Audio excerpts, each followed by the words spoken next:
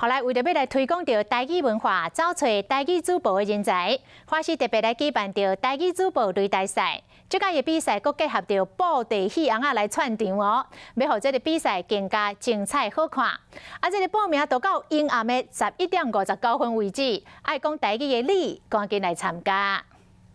收看这个台语新闻，我是婷玉。大家好，我是邱玉树，我是正港的高雄囡仔。面对镜头做台风的讲台语嘛，真认真，一个拢非常有自信。为着要推广台语文化，找台语主播的人才，花市特别举办这摆的台语主播擂台赛，大家小招来比赛。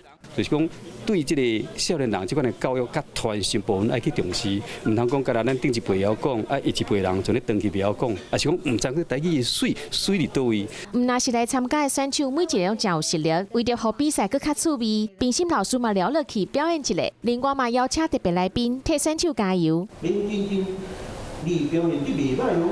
无唔对，就是布袋戏红啊，个有人红啊西，过程当中会出来和咱讲话。兄弟姊妹、乡亲甲我共款，就是讲，自细汉就是看布袋戏学台语的。既然甲大家有这个共同的基地，我就是讲，咱举办这摆这个台语主播擂台赛，都将这个布袋戏部分加入这个成分。唔那是比赛过程有看头，而且嘛希望讲透过这摆活动，会当找出更较侪对台语有兴趣的朋友，发挥全长，有更较侪表现的机会，嘛，让台语更较有生命力。